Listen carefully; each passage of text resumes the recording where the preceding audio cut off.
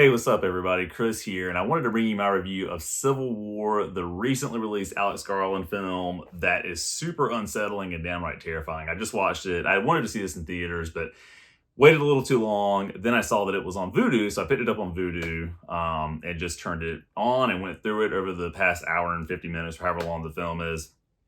I think this is one of my top films of the year so far. I think it works so well because it's so realistic, right? I mean, it's set, of course, in a fictional United States where a civil war in today's world has happened, but it's not as simple as Republicans versus Democrats or something like that. It's a lot more complicated. You've got Texas and California, I believe it is, teaming up as Western forces, and you're never really given 100% of the full picture of why this war is even broken out, right? There are little glimpses here and there. Like at one point, there's some commentary that you get about the president being in his third term and sort of exceeding his mandate, as set forth by what a two-term limit should be by a president and all of that. So you get little bits and pieces here and there. But what this movie chooses to do for the most part is follow along with some photojournalists, including Kirsten Dunst, who are moving from New York City down to Washington, D.C. They can't go in a straight line because of the front lines and the war that's taking place. They have to take kind of a circuitous route to get there. And it's very much a war movie. I mean, honestly, even though it's fictional, this is one of the best war movies that I've seen in a long time. I really, really like this. I think the direction by Alex Garland is outstanding. But again, what makes this such an important movie to me is that it feels real. It feels like we are not that far, or at least in the recent past have not been that far from this kind of thing happening. That might sound like hyperbole, just given things that have happened since the most recent presidency and kind of where we are today when you think about January 6th and you think about all the riots and things like that. But it feels like this could happen sort of on the turn of a dime, right? Like this could happen at any moment. And because of that, this feels like a movie that carries a lot more weight than a lot of films I've seen in recent memory.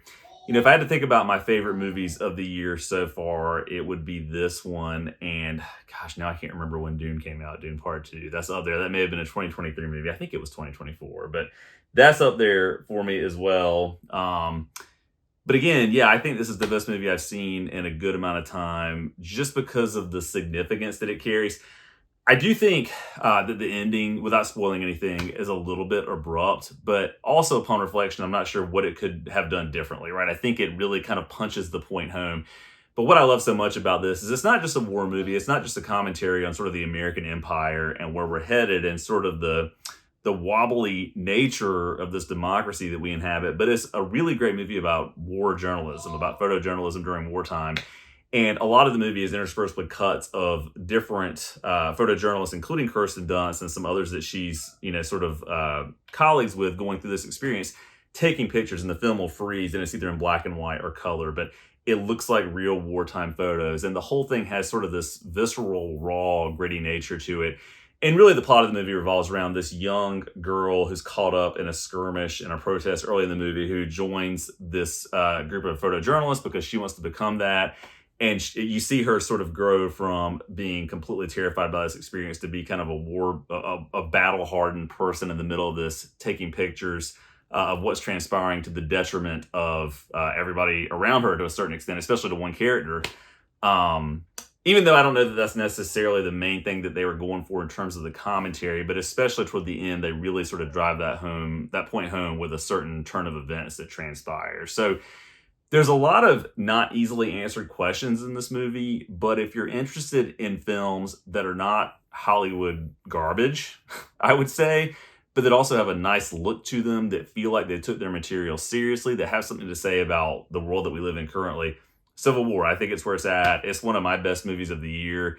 I plan on watching it again soon. And I will say, too, if you're somebody who likes tension-filled stuff, there are so many scenes in this where the tension is ratcheted up to 11 and you just don't know how these characters are going to get out of it or what's going to happen. And it almost has like a Fable sort of feel to it. And honestly, in certain points, it kind of reminded me of Saving Private Ryan a little bit, but I really love Civil War. So if you've seen it, let me know what you think down in the comments below. As always, thanks so much for watching, and I'll check back in soon.